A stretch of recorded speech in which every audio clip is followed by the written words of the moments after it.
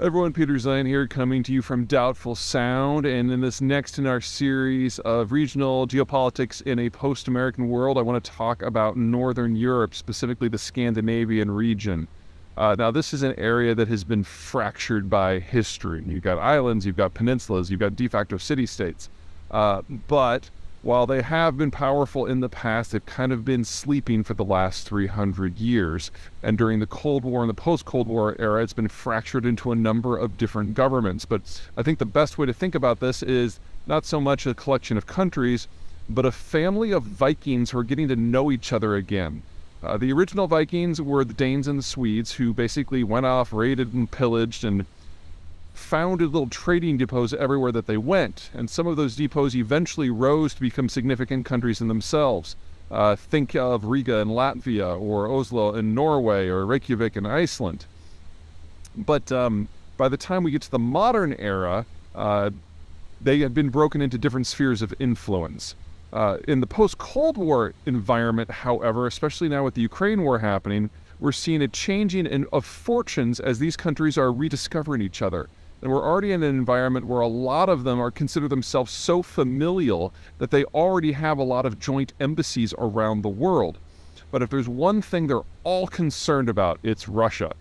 Denmark is the last country approaching the Baltic Sea, so that if the Russians ever make a bid to get into the open ocean, they go by them. The Norwegians control the northern coastline, so they know the North Point is something they're responsible for. Estonia, Latvia, and Lithuania used to be Russian colonies under the Soviet period, and Sweden is a mid-sized power that was ultimately smashed by Russian power 3 centuries ago, and only recently has kind of emerged, whereas Finland was both a Swedish territory and a Russian territory based on which time frame you're looking at, and only really became independent in a traditional sense in the last decade or so as it's broken away from its Finlandization programs, which were basically a way that the Soviets used to crush Finns' strategic autonomy. What we're seeing now is this whole cluster of countries coming back together, all on the same side of the same geopolitical orientation, no longer fractured by other powers, with Sweden absolutely being the center weight of all of it. It's probably best to think of most of these countries not so much as countries, but as cities that just happen to own another swath of territory. So in the case of, say, Riga or Copenhagen or Oslo, over half, in fact, almost 3/4 of the population is in that one city, and the rest of the territory just kind of hangs on. Sweden is the exception. I mean, yes, Stockholm is by far the largest, but it actually has a populated zone in the south that is agricultural. There are a number of cities going up and down the Baltic Sea coast. And so it is arguably as powerful, if not more powerful, than all of the others put together. And now that Sweden is emerging from its traditional neutrality and starting to write its own security policies, it is going to be a major force to be reckoned with. A couple things about this region to keep in mind. Number one, it is very, very naval. Because of the Baltic Sea, because of the Gulf of Bothnia, this is a zone that if they're going to survive, they have to do so in the context of having a powerful navy to keep potential rivals at bay. And that means, number two, it's actually fairly easy for them to partner with other powers from out of region, assuming for the moment that those other powers are also naval. Because if they were to partner with, say, the French or the Germans, who are primarily land powers, these countries would see themselves overwhelmed. They're just not big enough. Sweden doesn't even have 10 million people versus, say, France is roughly 60. The whole region put together can't add up to a France, much less a Germany. But if you bring in the United Kingdom, you've got a very different sort of power dynamic. The United Kingdom, like the Swedes, like the Danes, like the Estonians, really doesn't want to see a single large mega power emerge in the Eurasian or the European space, because that would be a threat to their naval independence. And so the Brits have always gotten along spectacularly with all of the Scandinavians, and now that the Swedes and the Finns are ditching neutrality, the partnership between London and these places is very strong. To a lesser degree, the United States is in the same place. Now, the United States overall is looking to slim down its security commitments moving forward, but it doesn't take a lot of cooperation between the Americans and, say, the Finns and the Swedes and the Norwegians in order to achieve some outside outcomes, because all of the Scandinavians just want to maintain independence. which means they're always going to be to a degree hostile to anything that happens in Moscow and to a lesser degree continental Europe. That means for a very small price, the United States can really achieve some outsized outcomes working through some very capable partners. So we should start to think of the relationship between the Americans and the Baltics and the Norwegians and the Scandinavians, however you want to define the cluster, as very similar to the American relationship with Australia. A powerful, creative ally that punches above its weight, that's going to do its own thing for its own reason, but which dovetails with American power moving forward. All right. That's it for me. Catch you guys next time.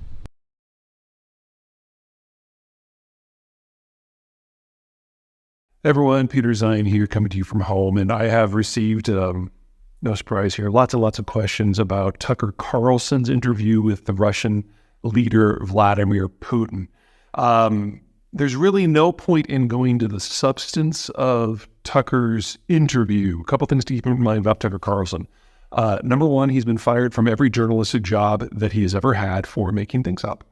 And his legal defense when he was working at Fox in recent years was that he's not a journalist at all. So he's not responsible for any sort of fact-based reporting. In fact, he literally called himself a propagandist. Which, I guess if you're going to go for a legal defense, being truthful helps. And he's been a Russian shill for several years. So the idea that he was being a Russian shill in Russia doesn't really shock me. And it was just an example of how Putin can get his message out in front of a relatively favorable audience in the United States to stir the political pot and keep the United States unable to make a broad-based response to anything that the Russians are doing. And this is not a new program. The Russians have been doing this ever since they formed the bot farm over a decade ago. More importantly, is the strategic picture that we have in the Russian space right now. The Ukraine war is not at a stalemate. It hasn't been for any part of this war. We've been seeing new tactics and new weapon systems moving. The current iteration is the Russians are combining their meat assaults, as they've been called, with a much better level of coordination with other tactics, especially with artillery. One of the things to keep in mind about the Ukraine war is that we've got two very different approaches. On the Ukrainian side, authority has been devolved down to almost the unit level. But when you disassociate your military strategy to that level, yes, you'll get a lot of creative people who are doing creative things that are very effective. But the information and the successes that they have, the techniques don't necessarily percolate back up to the top, which means that it's hard for the folks at the top to then apply those tactics across the entire front. So you get very, very effective commanders, but you don't necessarily get a very, very effective army. Russia has the opposite approach in that there's very little authority at the local level. And so they often have the Ukrainians running circles around them. But whenever a lesson does percolate up to the top, it is then imposed on everyone. And for the first couple of years of the war, this has definitely been working for the Ukrainians' favor, but as the Russians incrementally incorporate lessons, it's now starting to favor the Russians. And the only way that you can kind of make the Ukrainians come up again, two things. Number one, you can get them better at a little bit of command and control. And then second, of course, they need better and better weapons in order to counter what is becoming an incrementally more effective Russian war machine. That, of course, is wrapped up with politics in the Western countries, especially the United States, which is one of the many, many, many reasons that Putin arranged for his shill to come and interview him in order to keep stirring the pot so the United States would have more and more problems when it comes to acting. Just as important, arguably more important, is the Russians are thrilled about what's going on with Israel and Gaza and Iran, because every little bit of attention that the Americans give to the Israeli situation or the Gaza situation or the attacks on maritime shipping in the Red Sea is an attention that they can't give to the Ukraine war. One of the things that people forget about the American foreign policy establishment, it really has a hard time dealing with more than one issue at a time. And so for the first 16, 18 months of the Ukraine war, that was the only issue in international affairs that was in front of Joe Biden. You could argue that things with China were up there, but that was mostly in the area of economic nationalism, and that is something that can be handed off to non-foreign policy personnel.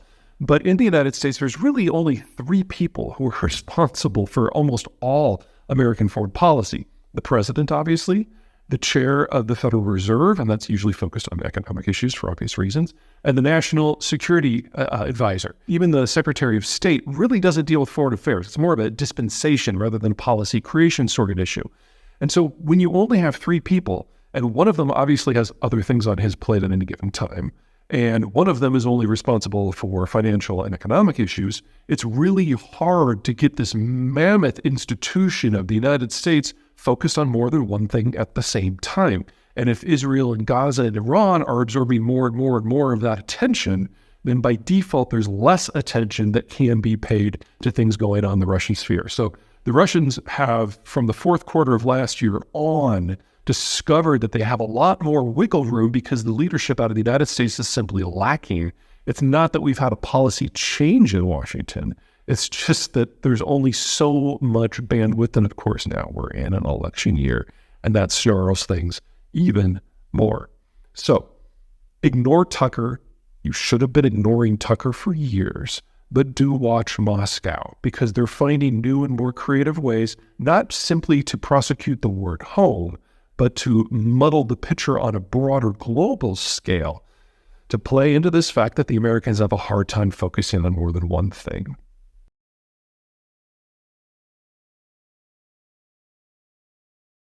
Good morning from a frigid Colorado. It's a balmy 0 degrees this morning, and today I want to tell you a tale of three companies and the state of the semiconductor industry from a technological and production point of view. Now, if you go back to the world before 2017, the technology of the day was something called deep ultraviolet, which was basically a way of producing microchips. And Intel, the American technological giant, was the world leader by pretty much any measure. And they had gotten a little cocky and they had gotten a little bit lazy. So they would design chips 2, 3, 4 models out, but would only produce the next one up. Because they were so far ahead of everybody else, they didn't feel the need to jump steps. So they would use DUV, and they would make a chip that was marginally better than the one before. And then at the end of the year, no one had caught up, so they'd do it again and again and again. And they did this for like 15 years. I mean, they're very good at what they do, but they could have pushed the technological envelope a lot more had they chosen to. In part, that was because of the nature of DUV technology. The problem with it is you have to kind of make micro adjustments and physically adjust the equipment for each type of chip, and you have to do that manually and physically. And so with every design, you had to do it all over. And with every machine in a fabrication facility, you would have to do it independently. So no new chips from different machines are going to be quite exactly alike, and it generated a relatively higher loss rate from the final semiconductors than what we have today, and so generated a little bit more waste. But again, they were the industry leader, no one was close.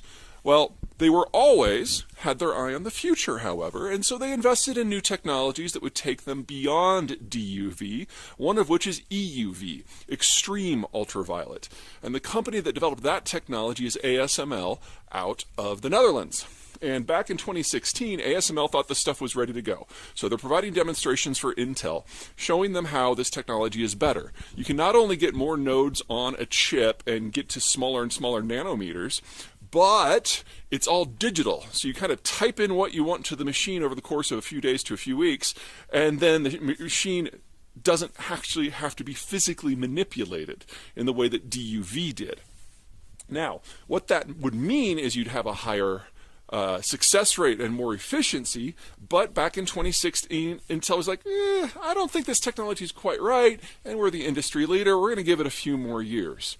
Well, ASML, not very happy with that, marketed the technology to everybody else, and a company decided to take the plunge. That company is TSMC out of Taiwan. And when we get to 2017, TSMC suddenly hits the ball out of the park and proves that EUV is ready for mass application, and over the next couple of years very rapidly overtakes Intel because they have a shorter turnaround time for their chips, and they can make chips with smaller nanometer sections. It isn't until 2022 or 2023 that Intel finally makes its first extreme ultraviolet chip. So TSMC in Taiwan has been the industry leader now for several years. Now, we've had a kind of a reverse in the roles now. ASML, the Dutch, have another new technology called high numerical aperture, whose physics I'm not even going to pretend to understand, and they have marketed again, and this time Intel is the one that's behind, and they're kind of desperate and kind of hungry, and TSMC is the one that's resting on their laurels. So the first delivery of those new machines, the high NA chips, went to Intel in the second week of January of this year. And Intel expects two things. Number one, they plan to overtake TSMC using the EUV technology in 2024, hoping to get down to 2 nanometers. Right now, the industry lead is at about 3 nanometers, and that's a TSMC product.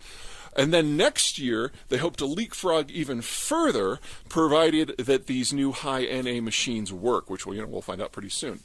Anyway, that's where we are right now. In terms of the overall geopolitics, it's pretty straightforward. Right now, 90% of all IHN chips are made by one company, TSMC, in one city in Taiwan. It's a high concentration. But if Intel, working with ASML, can pull this off, all of a sudden we will have facilities in the United States that are working on the higher end stuff, with some of the first facilities that are going to be going online outside of Phoenix and Columbus, Ohio. So stay tuned, because the geography of these chips is about to evolve pretty significantly, if high NA works. And if not, we're still stuck with Taiwan. It could be worse.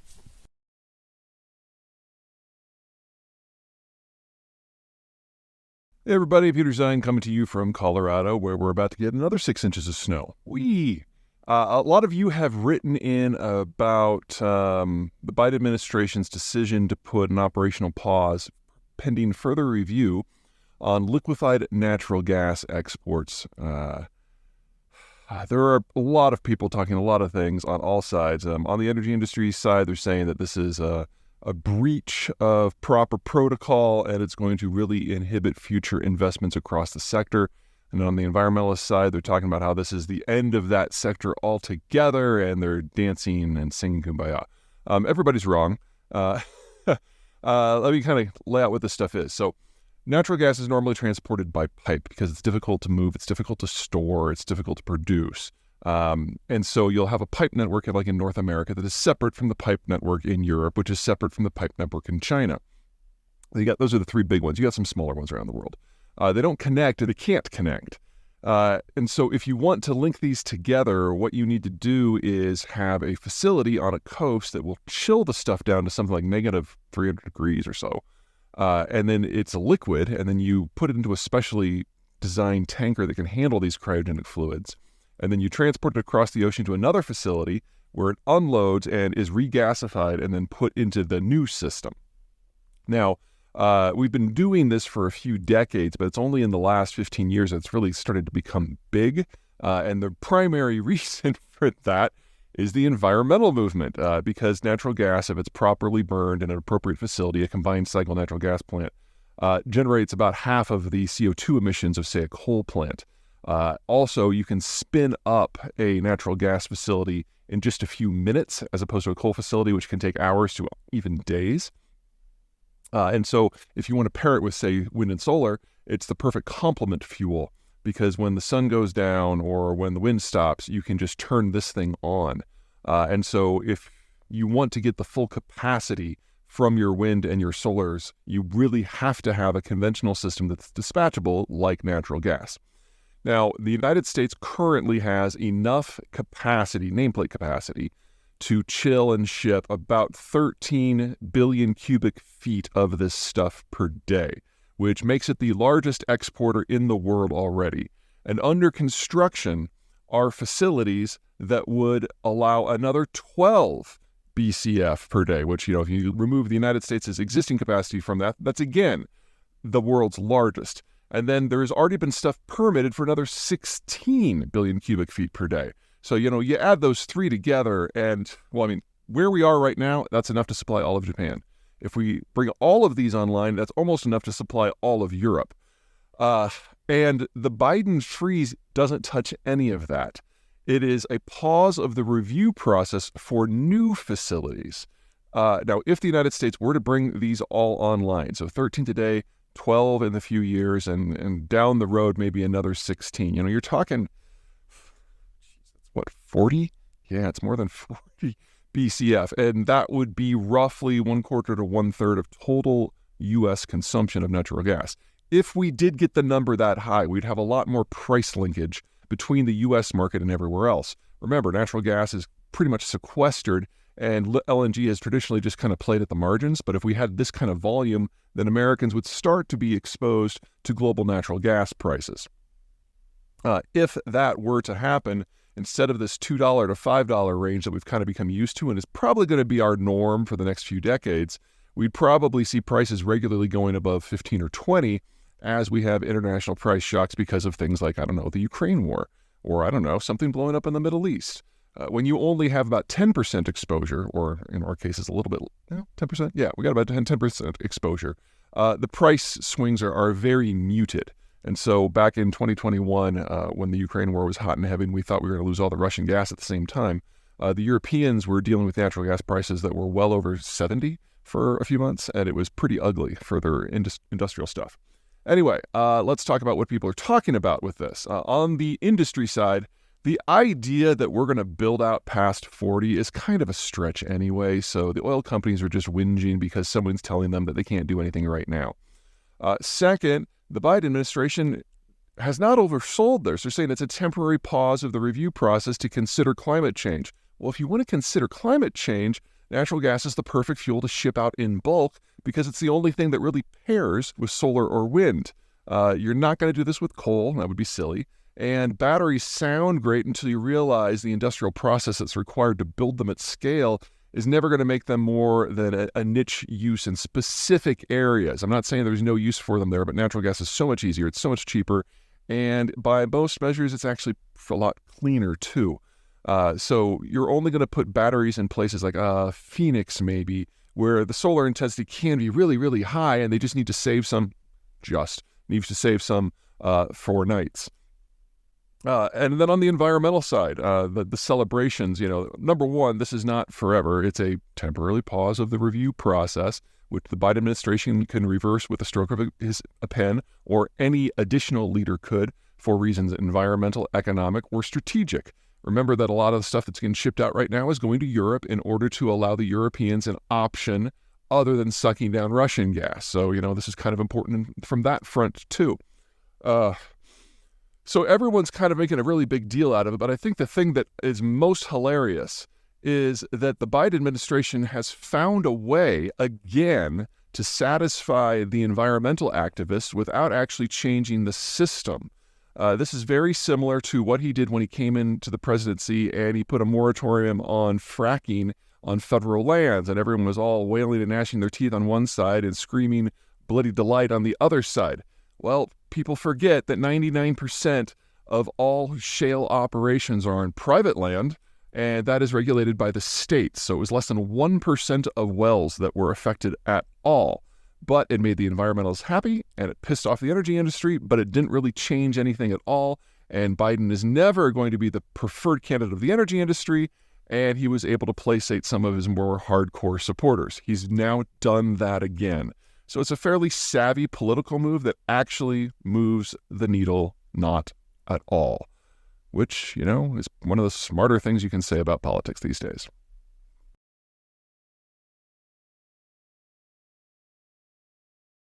Hey everybody, winter is here. I'm coming to you from Eastern Washington, and today we're going to talk about winter in Texas. Now, if you guys remember back a couple of years, I think it was 2021, Texas got hit by a cold storm and basically everything collapsed. All of their energy generation, especially natural gas, just ceased functioning. And 200 people died over the course of a couple of weeks because of the lost electricity. That has not repeated with this cold front, even though by many measures in most parts of the state, temperatures got a little bit lower. So 5 things are different now compared to what happened back in 2021. First of all, while it did get as cold or even a little colder, the cold snap wasn't quite as long. It didn't last like the 2.5 weeks like it did last time, so the system wasn't put under as much long-term stress.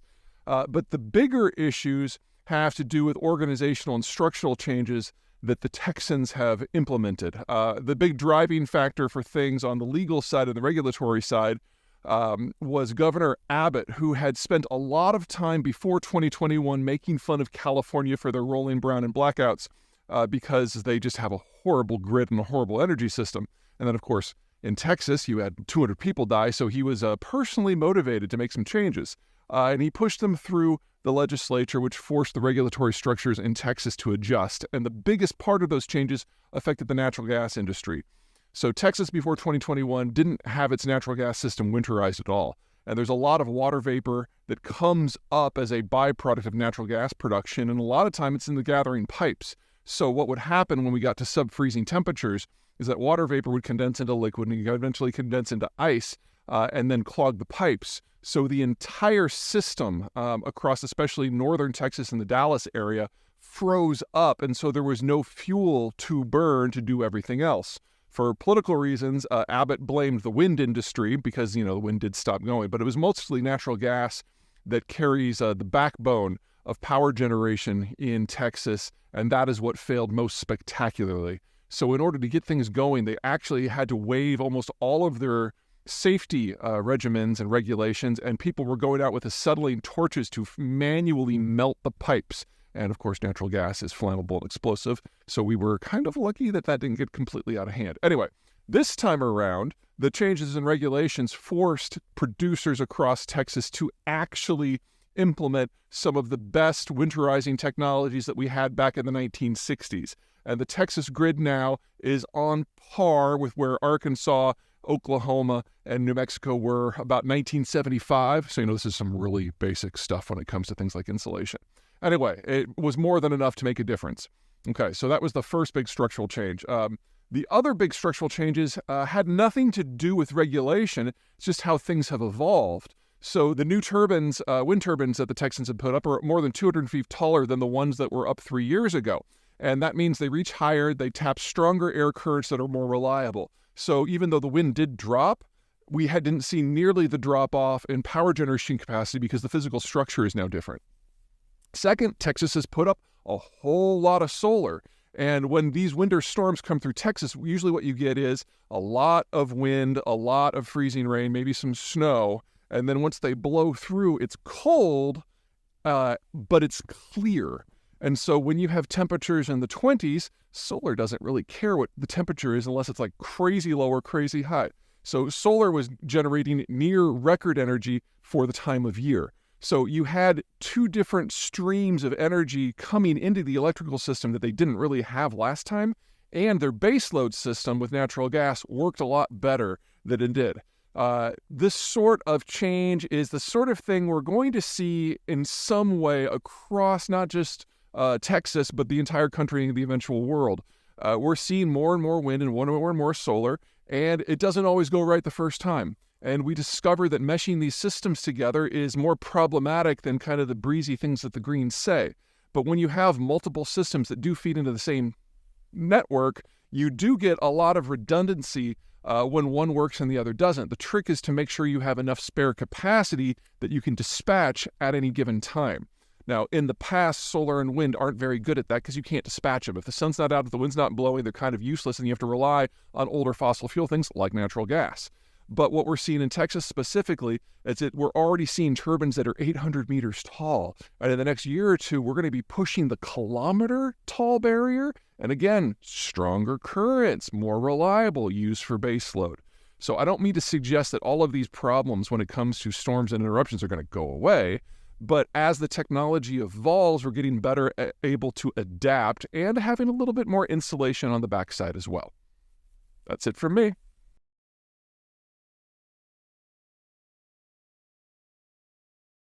Hey everybody, Peter Zeihan here, coming to you from Huron Peak in central Colorado, and today we're going to talk about Romania. Romania is one of those middle powers that kind of has been dealt a bad hand. It's got a good chunk of land in the lower Danube, and it's bracketed by the Carpathian Mountains, but it's not quite big enough to kind of stand up to the neighbors. So it's got these three access points really. You've got the Vienna Gap to the northwest that allows access to the northern European plain. You've got the Bessarabian Gap to the northeast, which allows access to what I call the Eurasian Hordelands. And then down south, you've got the Balkan Mountains that pinch off access to the Sea of Marmara region. Now, the Northern European Plain, the Hordelands, and Mara are all capable of supporting absolutely massive powers that have dominated history as long as it's been recorded. And Romania is kind of stuck in the middle. It has access to all three of them, but could never generate the sort of military force that is necessary to punch out beyond those gaps and do anything meaningful. In fact, because it's proximate to all of these gaps, it is usually one of the first countries that gets conquered or amalgamated when one of those three mega regions decides that it wants to expand beyond their natural borders. And in that sort of environment, Romania faces a double bind. Number one, whether it's coming from the Northern European Plain or Marmara or the Eurasian Hordelands, it's got to decide whether it's going to fight or whether it's going to accede. And if it chooses to accede, then it is not in charge of its own destiny anymore, and it usually ends up being a cog in somebody else's empire. The second problem is that Romania, while being the most populous of the countries in this squeeze zone in between, is certainly not the only one, and there are others that might be a little bit more defensible and have a little bit richer geography, and Romania is in constant competition with all of them. So even if it can make its peace with its larger neighbors, it then has to make peace with its smaller neighbors. Some, like Bulgaria, it usually gets along with pretty well. Others, like Serbia, are touchy, but probably the biggest problem of all of them is Hungary.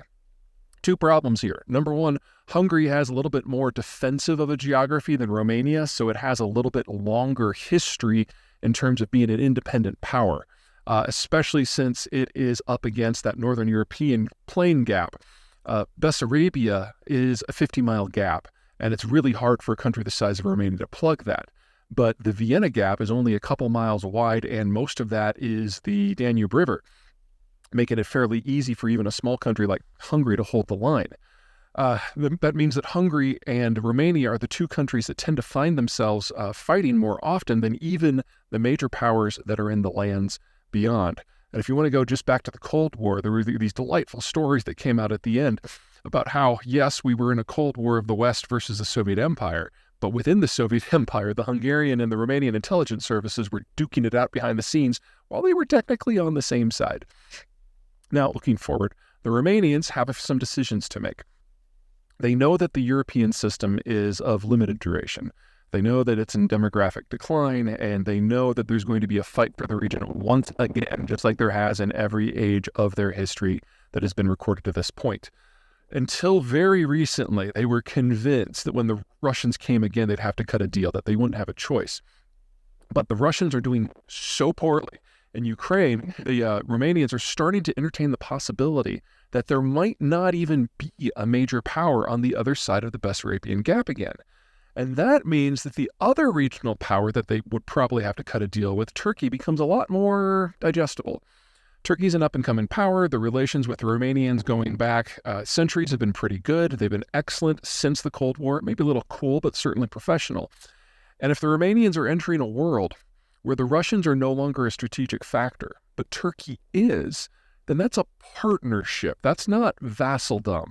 And that could potentially spell the greatest chapter in Romanian history to date. There are plenty of caveats in that statement. Romania has among the world's worst demographies. They are one of the top 10 countries in the world for using abortion as a birth control method, and they're among the worst demographic structures in Europe. They're going to have to find a new economic model, and they're going to have to figure out what happens post-EU and maybe even post-NATO. These are all big questions, but the fact that they've got a rising partner in Turkey right next door, but not directly adjacent, Bulgaria's in the way, that's a pretty good setup. All right, that's it. Take care.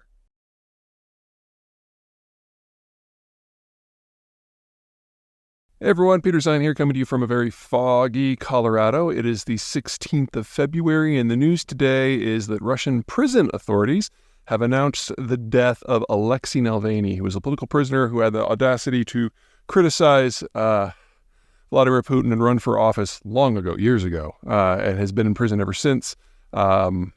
He was transferred about a year ago to a high-security prison in the middle of nowhere in Siberia. It was an old Soviet gulag. This is basically where the Russian government sends people when they want them to die because it's cold, it's brutal, there's no heat, and medical service is deliberately denied.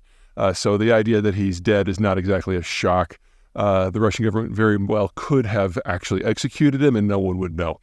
Now, back in 2021, the Biden administration said the death of Navalny would trigger a collapse in international relations that would really punish the Russians. But since then, the Russians have launched a war and killed a couple 100,000 people in Ukraine. So pretty much all of the stops that could be pulled out have been pulled out. And about the only way to punish the Russians now would be to send a lot more weapons to Ukraine, or to do an outright block of all of their energy exports, neither of which on the moment, for a mix of political and economic reasons, are on deck. So I don't want to say anything weird like, the Russians are going to get away with this, because there's a lot going on, but don't expect any sort of tactical response from the Americans in general, or the West. Now, before anyone gets to crying about this, a couple things to keep in mind. Number one, Russia's not a democracy. It hasn't really been a democracy in over 20 years. So even if Navalny was allowed to continue to be part of the political conversation in Russia, it's not like he has any chance of changing policy. He was more of a personal annoyance to Putin and nothing more. There are other people within the ruling party who have decided to run for presidency against Putin on a very nationalist ticket, but just be opposed to the war, and they're not being allowed to participate either. So it really doesn't matter. It's something that pro-democracy activists in the West get really excited about because he's a name that more people know, but he was never going to have any influence.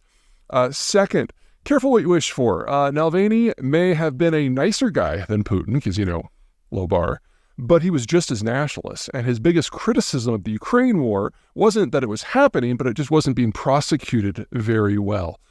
People forget that the strong predilection among Russians is to continue the war. They just don't want to be part of it personally. The idea that Russia needs to expand its borders in order to survive is not one that is particularly debated in Russia. It's generally been their security policy for 400 years, that as long as your external borders are flat and open, you're not safe. So you have to go through Ukraine to get to Romania and Poland and the rest. Now, of course, that's bad for Romania and Poland and the rest, but the Russians are not misreading the map. And unfortunately, that gets wrapped up in the political discussion so that folks like Navalny appear more important than they really are. So, I feel bad for the guy and his family, but we were probably always going to get here.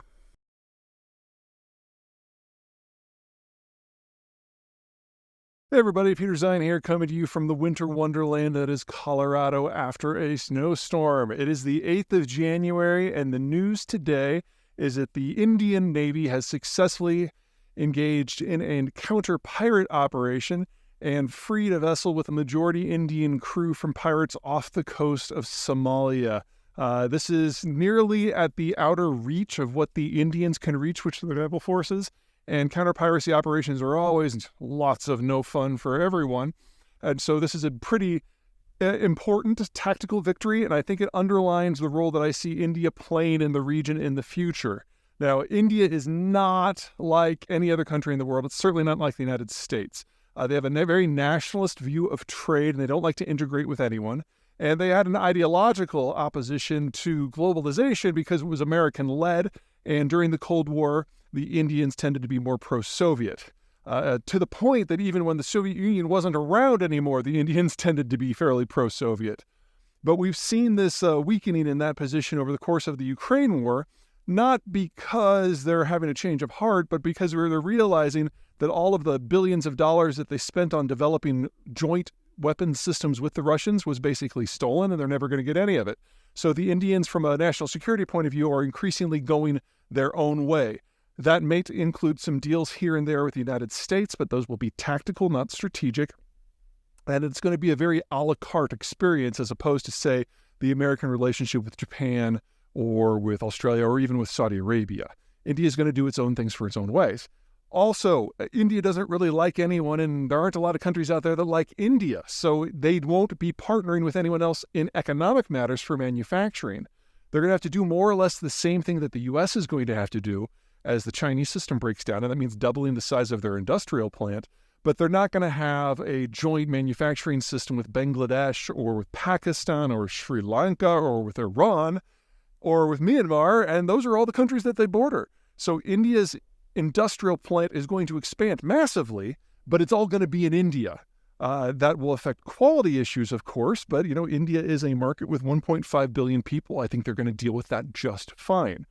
What that does mean, however, is their threshold for military action is going to be very, very low compared to a lot of other countries because they're not integrated with anyone. They're also the first major stop for oil going out of the Persian Gulf to East Asia, which is where it almost all goes. And now the Indians have conclusively demonstrated that they're capable of doing anti-pirate operations. Well, not to put too fine a point on it, but if you're good at anti-pirate operations, you're also by default very good at pirate operations.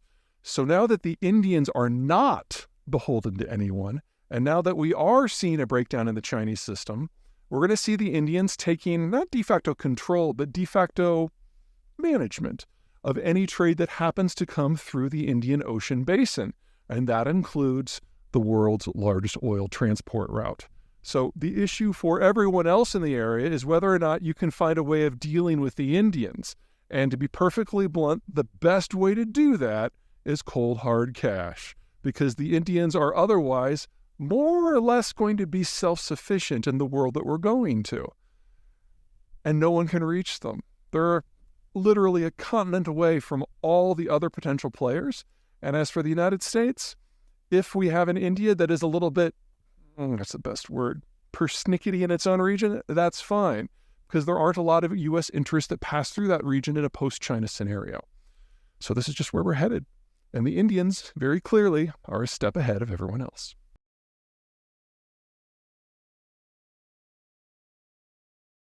Hey everybody, Peter Zeihan here, coming to you from the slopes of Mauna Loa with Mauna Kea there in the background, surrounded by volcanic goo. Was going to go all the way up to the top, but apparently the volcano decided to destroy the road, so whatever. Anyway, that means you get a bonus video. The big news that's happening today, we were seeing this on Sunday the 28th, is that there are presidential elections in Finland, and for the first time ever, they matter. So since the Ukraine war, we haven't had a lot of electoral contests in Europe in the context of the changed security environment. This is really the first one that matters. And it matters for more than one reason. Finland, well, there's a term for it, Finlandization. The idea that you're scared of your bigger neighbor, so you plot a neutral policy in order to make sure that they're not aggravated. And this is the position that Stalin forced upon the Finns back at the end of World War II. And so presidential elections have always been about the debate of just how friendly can we be to the Russians so that they don't decide to invade us. And that has been the case now for over a half century. And the outgoing president was known as the Putin whisperer because she had a tight personal relationship.